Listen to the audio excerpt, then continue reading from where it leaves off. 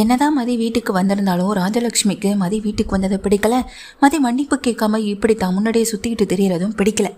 அவங்க ஏற்கனவே சொன்ன மாதிரி சுரேஷ் வாழ்க்கையிலேருந்து மொத்தமாக மதியை வீட்டை விட்டு வெளியே அனுப்பணும், இங்கே சுரேஷ் வாழ்க்கையிலேருந்து மொத்தமாக விரட்டி அடிக்கணும் அப்படின்ற ஒரு எண்ணத்தில் மட்டுமே தான் அவங்க இருந்துகிட்டு இருக்கவும் செய்கிறாங்க.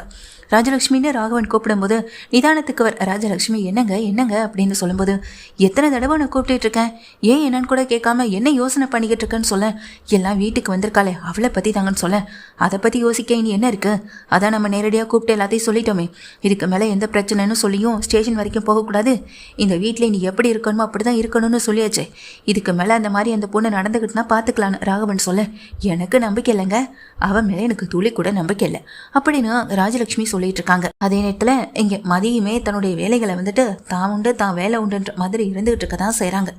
அதே நேரத்தில் அங்கே வந்து ஸ்டேஷனில் வந்து சுரேஷ் இருக்கும்போது சுரேஷை வந்துட்டு இன்ஸ்பெக்டர் கூப்பிடுறாங்க. சார் உங்களை இன்ஸ்பெக்டர் கூப்பிடுறாங்க கான்ஸ்டபிள் ஓடி வந்து சொன்னதுமே எஸ்ஐயான எங்கள் சுரேஷ் வந்துட்டு இன்ஸ்பெக்டரை பார்க்குறதுக்காக உள்ள ரூம்க்கு போகிறாங்க.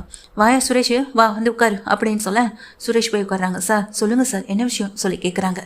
ஒரு முக்கியமான விஷயமா தான் உன்னை கூப்பிடலான்னு நானும் வர சொன்னேன் அப்படின்னு சொல்ல, சார் என்ன சார் என்ன விஷயம்னு சொல்லி கேட்க, ஏற்கனவே ஃபேமிலி விஷயம் எங்கள் ஸ்டேஷன் வரைக்கும் வந்துடுச்சு, இப்போ அந்த பொண்ணுக்கு உன் வீட்டில் எந்த பிரச்சனையும் இல்லையே அப்படின்னு சொல்ல, இல்லை சார் அப்படியெல்லாம் எதுவுமே இல்லை சார், அப்போ நடந்தது கூட ஒரு சின்ன பிரச்சனை தான் சார், அது அவ்வளோ பெரிய இஷ்யூ ஆக்கான நான் நினச்சி கூட பார்க்கலன்னு சொல்லும்போது, இங்கே பாரு சுரேஷ், நானும் நடந்தது எல்லாத்தையும் கேள்விப்பட்டேன், இந்த பொண்ணுக்கும் உனக்கும் விருப்பமே இல்லாமல் நடந்த கல்யாணம், உன்னுடைய கல்யாணம் மனமேடையிலே நின்னதுனால உன் மாமா ஏற்பாடு பண்ணி நடத்தின கல்யாணம் தான் இது, 2 பேரும் விருப்பமே இல்லாமல் கல்யாணம் பண்ணிக்கிற போது கல்யாண வாழ்க்கை நீங்கள் நினச்ச மாதிரி இருக்காது, இப்படி தான் இருக்கும், அதை ஏற்றுக்கிற பக்குவமும் மனநிலைமை உனக்கும் ஒய்ஃபுக்கும் இருந்து தான் ஆகணும் அப்படின்னு சொல்கிறாங்க இன்ஸ்பெக்டரும். என்னடா வேலை விஷயமா பேசுகிறதுக்கு வர சொல்லிட்டு இப்போ ஃபேமிலி விஷயமா பேசிக்கிட்டு இருக்கானே நினைக்காத, முக்கியமாக உங்ககிட்ட இந்த விஷயத்தை பற்றி பேசணுன்றதுக்காக தான் நான் வந்தேன் அப்படின்னு சொல்ல, உனக்கு வேலை கிடச்சிது அது எப்படின்னு உனக்கு தெரியுமான்னு சொல்லி கேட்க, தெரியும் சார், மதி கம்ப்ளைண்ட்டை வாபஸ் வாங்கினதுனால தான் இந்த வேலை எனக்கு கிடச்சிதுன்னு சொல்கிறாங்க. மதி கம்ப்ளைண்ட் வாபஸ் வாங்கினதுனால மட்டும் கிடையாது, அந்த பொண்ணு நேர்மையாகவும் உண்மையாகவும் இருந்ததுனாலையும் தான், என்ன உனக்கு புரியலையா, இரு நானே சொல்கிறேன் அப்படின்னு நடந்த விஷயத்த சொல்ல ஆரம்பிக்கிறாங்க. அன்னைக்கு நீ உன் மாமா நீ அதுக்கப்புறமா அந்த பொண்ணை கூட்டிகிட்டு வந்து இங்கே கமிஷனர் ஆஃபீஸில் அந்த பொண்ணு தான் கொடுத்த கம்ப்ளைண்ட்டை வாபஸ் வாங்குறேன்னு சொல்லி எழுதி சைன் பண்ணி வாபஸ் வாங்கினது உனக்கு ஞாபகம் இருக்கும்னு நினைக்கிறேன்னு சொல்ல, அதெல்லாம் நல்லா ஞாபகம் இருக்குது சார் அப்படின்னு சொல்கிறாங்க. நீங்கள் 2 பேரும் அங்கேருந்து கிளம்புனதுக்கு பிறகு மதி கமிஷனரை பார்த்து பேசினதை நானும் பார்த்தேன். என்ன சார் சொல்கிறீங்கன்னு சுரேஷ் அதிர்ச்சியோட கேட்க, ஆமாம் சுரேஷ், அன்னைக்கு உன் ஒய்ஃபான மதி நீங்கள் கிளம்பி கொஞ்ச நேரம் அங்கே இருந்து கிளம்பி போனதுக்கு பிறகு இன்ஸ்பெக்டரான நான் அங்கே கமிஷனர்கிட்ட முக்கியமான விஷயத்த பேசிக்கிட்டு இருக்கும்போதா அந்த பொண்ணை திரும்ப பார்க்கணுன்னு வந்தாங்க, உள்ளே இருக்கும்போது தான் அந்த பொண்ணு வந்தாங்க அப்படின்னு சொல்கிறாங்க. சார் நீங்கள் சொல்கிறது எனக்கு எதுவுமே விளங்கலை புரியலைன்னு சொல்ல, சுரேஷ் கொஞ்சம் அமைதியாயிரு அந்த சொல்கிறேன்ல அப்படின்னு பேச ஆரம்பிக்கிறாங்க.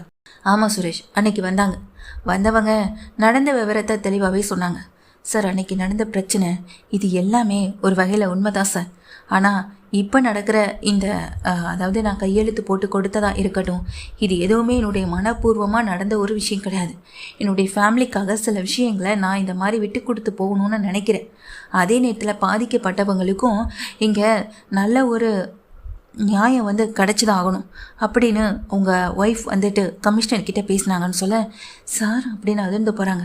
அன்னைக்கு மட்டும் ஒய்ஃப் வந்து இதுக்கெல்லாம் காரணம் என் ஹஸ்பண்டுடைய மாமா அந்த தங்கராஜு தான் சொல்லிட்டு ஒரு கம்ப்ளைண்ட்டை கொடுத்துருந்தா உன் நிலைமை என்ன இருக்கும் கொஞ்சம் யோசிச்சுப்பாரு, அந்த பொண்ணை மிரட்டி கூட்டிகிட்டு வந்து அந்த பொண்ணு மூலமாகவே நீங்கள் கம்ப்ளைண்ட்டை வாபஸ் வாங்க வச்சுருக்கீங்க, ஆனால் அந்த பொண்ணு அதெல்லாம் ஒரு பெரிய விஷயமாகவே எடுத்துக்கல சார், நான் இந்த கம்ப்ளைண்ட்டை வாபஸ் வாங்குறதுக்கு காரணம் வேறு வகையில் வேறு ஒரு விஷயம்னு சொல்லிச்சு சார், நீங்கள் என்ன சொல்ல வரீங்கன்னு அங்கே சுரேஷ் கேட்குறாங்க.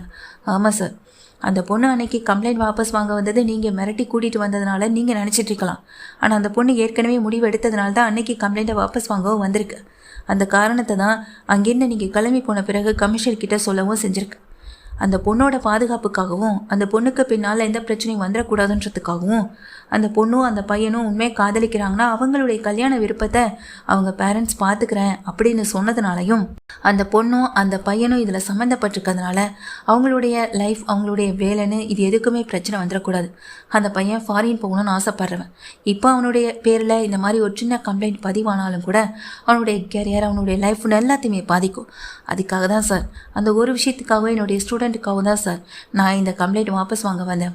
மற்றபடி நான் அவரை கல்யாணம் பண்ணிக்கிட்டேன்றதுனாலையோ அவரை கல்யாணம் பண்ணிட்டு அந்த வீட்டுக்கு போயிட்டேன்றதுனாலையோ என்னுடைய நேர்மையை நான் விட்டு கொடுத்துட மாட்டேன். நான் என்னுடைய ஸ்டூடெண்ட்டுக்காக எதை வேணாலும் விட்டு கொடுப்பேன். ஃபேமிலிக்காக சில விஷயங்களை மட்டும்தான் என்னால் விட்டு கொடுக்க முடியும்னு அங்கே உன் ஒய்ஃப் மதி பேசினதை நான் கேட்டேன்.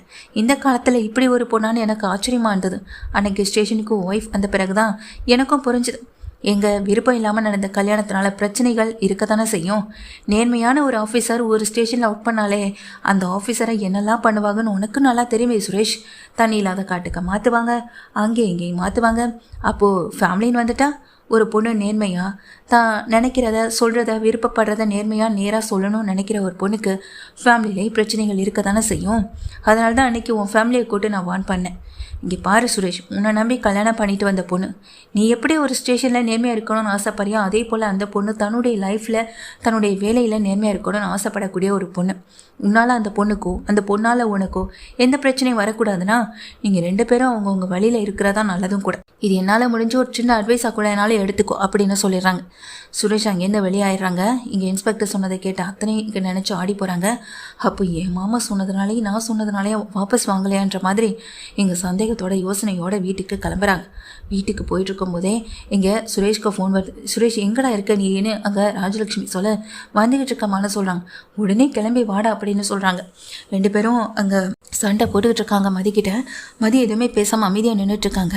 என்னாச்சுமா அப்படின்னு சொல்ல, இங்கே பாருடா இவளை நான் என்னடா சொல்லிட்டேன், என்ன சொல்லிட்டேன்னு இப்படி என் மேலே இவ்வளோ கோவப்படுறானே தெரியலன்னு சொல்ல, என்ன ஆச்சு திரும்ப அம்மா கிட்ட என்ன பிரச்சனை பண்ண அப்படின்னு அங்கே சுரேஷ் மதிக்கிட்ட சொல்ல, நான் ஒன்றும் பிரச்சனை பண்ணலை, நான் பாட்டுக்கு நான் என் வேலையை தான் பார்த்துக்கிட்டு இருந்தேன். இவங்க தான் தேவையில்லாமல் எதையோ பேசி கடைசியில் நான் தான் தப்பு பண்ணிட்டேன்னு அந்த பழைய தூக்கி இப்போ என் மேலே வைக்கவும் செய்கிறாங்க அப்படின்னு அங்கே மதி சொல்ல, என்ன சொல்கிற அண்ணி, என்ன நீ நடந்துச்சுன்னு அங்கே அனி என்னதான் அனி நடந்துச்சுன்னு அங்கே மலரை பார்த்து கேட்குறாங்க. ஒன்றும் இல்லைடா சுரேஷ், மதி எப்போதும் போல் தன்னுடைய கிளாஸ் பசங்களுக்கு இங்கே கிளாஸ் எடுத்துகிட்டு இருந்தாங்க. ஆனால் அது தெரியாத அத்தை இங்கே கண்டபடி மதியை திட்டாங்க. அதை அவங்க கிளாஸ் பசங்க எல்லாருமே கேட்டுட்டாங்க. எல்லாருமே சிரிக்கவும் செஞ்சுட்டாங்க. அதனால தான் இங்கே மதி கோவத்தில் உங்கள் அம்மாவை அதனால தான் மதி கோவத்தில் அத்தையே 2 வார்த்தை கேட்டான், ஏன் இப்படி நடந்துக்கிட்டீங்கன்னு. அதுக்கு தான் அத்தை இப்படியெல்லாம் நடந்துக்கிறாங்கன்னு சொன்னதுமே, ஏய் மலர் அப்போ ஏன் மேலே தப்பு இருக்குன்னு சொல்கிறேன்னு கேட்க, அத்தை மதி கிளாஸ் எடுக்கிறான்னு தெரிஞ்சும் நீங்கள் அப்படி பேசியிருக்க கூடாது தானேன்னு அங்கே மலர் சொல்லும்போது மதிக்கு அப்படியே இங்கே மலர் சப்போர்ட் பண்ணும்போது கொஞ்சம் சந்தோஷமாக தான் இருக்குது. அதே நேரத்தில் எங்கள் சுரேஷ் சப்போர்ட் பண்ணுவான்னு ராஜலட்சுமி நினச்சி கூட பார்க்கல.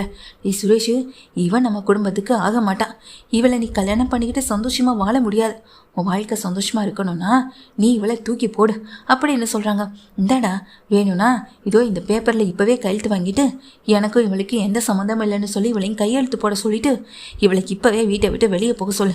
அப்புறம் போலீஸ் ஸ்டேஷனுக்கு போகிறேன் அங்கே போகிறேன்லாம் போய் நிற்கக்கூடாது, கையெழுத்து போட்டு கொடுத்துட்டா நேராக வீட்டுக்கு தான் போகணும் அப்படின்னு ராஜலட்சுமி சொல்ல, அம்மா இப்போ எதுக்கு அவசரப்பட்டு ஏதோ முடிவு பண்ணிட்டு இருக்கீங்க? இந்த வீட்டுக்கு மதியும் கல்யாணம் பண்ணிக்கிட்டு தானே வந்திருக்கா. மதியை எப்படி இந்த வீட்டை விட்டு வெளியே அனுப்ப முடியும்? மதி என்ன இருந்தாலும் என்னுடைய ஒய்ஃப். மதி நீ உள்ளே போ அப்படின்னு சொல்லும்போது மதி அதிர்ச்சியோட பார்க்குறாங்க.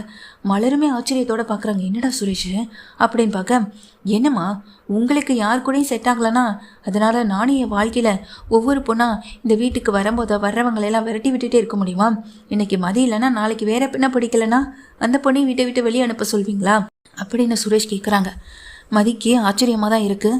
சுரேஷ் இப்படி கேட்ட உடனேயே ராஜலட்சுமியும் சுரேஷ் அப்படின்னு பார்க்க, அம்மா இது ஒரு விஷயமே இல்லை, இது ஒரு பிரச்சனையோ இல்லை, சின்ன சின்ன விஷயத்தெல்லாம் பெருசுப்படுத்துறேன்னு சொல்லி எனக்கு ஸ்டேஷன் வரைக்கும் கொண்டு வந்து விட்டதே நீங்கள் தாம்மா அப்படின்னு கோவத்தில் கத்திட்டு சுரேஷ் உள்ளே போக, பார்த்தீங்களாங்க எப்படி மாறிட்டான் பாருங்க அப்படின்னு சொல்ல, அத்தைகிட்ட உடனே மலர் கேட்குறாங்க, அத்தை இப்போ உங்களுக்கு என்ன பிரச்சனைத்தை?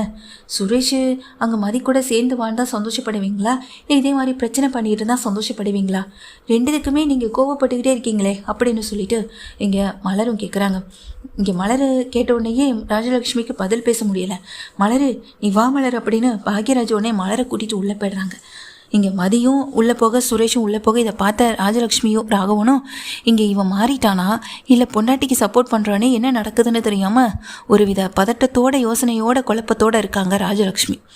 உள்ளே போன மதி திடீர்னு எனக்கு சப்போர்ட் பண்ணுறீங்க அப்படின்னு சொல்ல, அப்படியெல்லாம் இல்லை, அம்மா பண்ணுறதே தப்பு இல்லை, தப்பு யார் பண்ணாலும் தப்பு தானேன்னு சொல்ல, பரவாயில்ல இந்த அளவுக்கு கூட நீங்கள் யோசிக்கிறீங்கள, ரொம்ப சந்தோஷம் அப்படின்னு சொல்ல, நீ யாருக்குமே எதுக்குமே பயப்பட மாட்டியா அப்படின்னு சொல்லி கேட்க, தப்பு செஞ்சால் தானே பயப்படணும், தப்பு பண்ணாத நான் எதுக்காக எல்லாருக்கும் பயப்படணும் அப்படின்னு சொல்ல, ஆனால் நீ தப்பு பண்ணலைனாலும் நீ நேராக எல்லாத்தையும் விஷயத்த எல்லார்கிட்டையும் சொல்லிடுவியான்னு கேட்க, ஆமாம் தப்பு பண்ணால் அது தப்புன்னு அவங்களுக்கு சொல்லணும், அப்போ தானே நம்ம பண்ணுறது தப்பு திரும்ப அதை செய்யக்கூடாதுன்னு அவங்களுக்கு தோணும். இல்லை அவங்க கஷ்டப்படுவாங்கன்னு நீங்கள் அதை அப்போதைக்கு அவங்க முகத்துக்கு நேராக சொல்லாமல் விட்டுட்டிங்கன்னா திரும்ப திரும்ப அதே விஷயத்த பண்ணி மற்றவங்களை காயப்படுத்திட்டு இருப்பாங்க. அதனால் அவங்களுக்கு முன்னாடி அதை சொல்கிறது ஒன்றும் பெரிய விஷயமும் இல்லை அப்படின்னு சொல்லிடுறாங்க மதி. இதை கேட்டுட்டு சுரேஷ் அப்படியே நிற்கிறாங்க. மதி உண்மையிலேயே நல்ல பொண்ணாக தான் இருக்கான்னு சுரேஷ்க்கு இப்போ தான் மதி மேலே ஒரு நல்ல அபிப்பிராயமும் வர ஆரம்பிச்சிருக்கு.